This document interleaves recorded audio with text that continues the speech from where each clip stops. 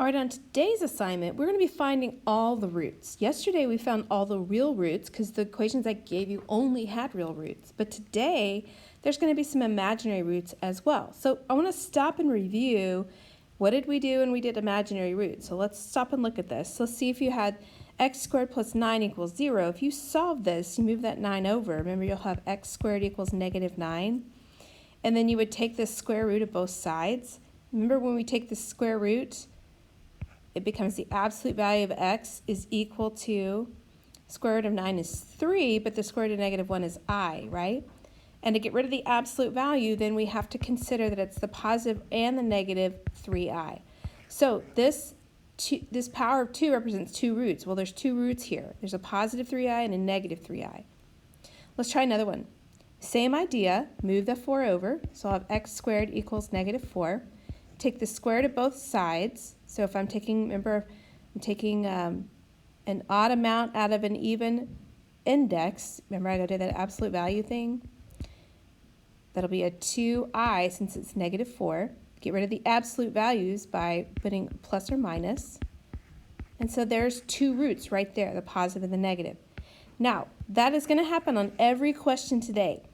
Now, some of the roots will be real, and we're going to use our calculator to find that, but some of the roots will be imaginary. So we'll show you how that works. So here's the first equation. F of x equals x to the fourth plus 6x to the third plus 6x squared plus 6x plus 5. Now we're going to put this in our y equals and find the real roots. So here's what it looks like in my calculator. And if I zoom in on this, I want you to look. This has a root here at what? 1, 2, 3, 4, 5. There's at negative 5. And there's one here at negative 1. Now, that's only two roots, right? Well, look at my equation. There's a degree of 4, so that means there should be 4 roots. That means 2 of them are real and 2 of them are imaginary. So we're going to start with the real ones and work our way down. I'll show you what happens. So let's set this up just like we did yesterday. So negative 5, we'll have 1, 6, 6, 6, 5. So if I have fourth root, I should have 5 parts. And I do. I have 5. So let's do this. 1 times negative 5 is negative 5. 6 minus 5 is 1. Same song. Do it again. All right, that worked out lovely. Now I use the other real root of negative 1. And let's see what we get. 1 times negative 1 is negative 1, 0, negative 1, 0, and that worked out. Now, this is where I am going to have to stop and think. Remember this right here is the 4th degree. This level here is the 3rd degree. This is the 2nd degree. So what this is saying is, like, if I had to write this out, this would be x squared plus 1, right? Well, that's where we're at. We're going to say x squared plus 1. Remember, the linear part right here is a 0. So this is where I set it equal to 0. And now we're back to what I was showing you at the beginning. We jump that number over. Take the square root of both sides. So I will have x, the absolute value of x is I. Get rid of the absolute values by doing the plus or minus I. So I have all of my roots. Remember, I should have 4 roots. So I'll have negative 5, negative 1, plus or minus I. There's my 4 roots all accounted for. All right, let's look at number 2. One more example for you. F of x equals x to the 5th plus 6x to the 4th plus 3x to the 3rd minus 14x squared minus 96. All right, so take a moment, put this in your calculator, and let's look at this, okay? So here's what it looks like in my calculator.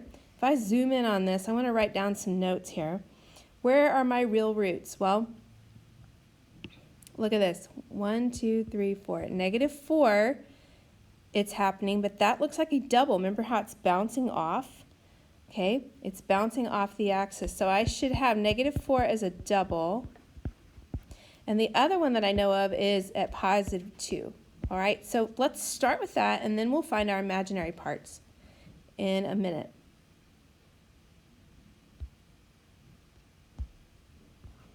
I'm going to squeeze that down here for a second. Now, let's come back and do the negative 4. So 1, 6, 3, negative 14, and then negative 96. All right, let's do this. 1 times negative 4 is negative 4. 2 times negative 4 is negative 8. Negative 5 gives me positive 20. 6 times negative 4. All right, let's put our coefficients in. So I'll have 1, 6, 3, negative 14. Now notice I need that linear 0 and then a negative 96, okay? So fifth power means I should have 6 numbers. 6. All right, bring it down. 1, negative 4, 2, negative 8, negative 5 gives me positive 20, 6, negative 24, negative 24. 4 times 24 is 96. This will be a positive 96 and a remainder of 0. That worked out great. But it's a double root, so I got to do it twice. So let's try that again. Negative 4, negative 2, 8, 3 times negative 4 is negative 12, negative 6. That gives me positive 24, negative 6 times negative 4. And that's 0. So that worked out. All right, now the other root that we found was real was 2. 1 times 2 is 2. That's 0, 0, 3. 3 times 2 is 6. And we have the remainder of 0. All right, so now we're down to the quadratic level. So it's x squared plus 3 equals 0. So here we are again. X squared equals negative 3. Take the square root of both sides. The absolute value of x will be I square roots of 3. Can't take that 3 out. You have to leave it. But the negative 1 can come out as I. So to get rid of the absolute value, then I do plus or minus I square roots of 3. So then our answer is going to be all these roots. So negative 4 is a double, a 2, and then I'm going to have plus or minus I square roots of 3. So we're accounting for all 5 roots here. All right, I hope this makes sense. Please let me know what questions you have when you get to class. Good luck.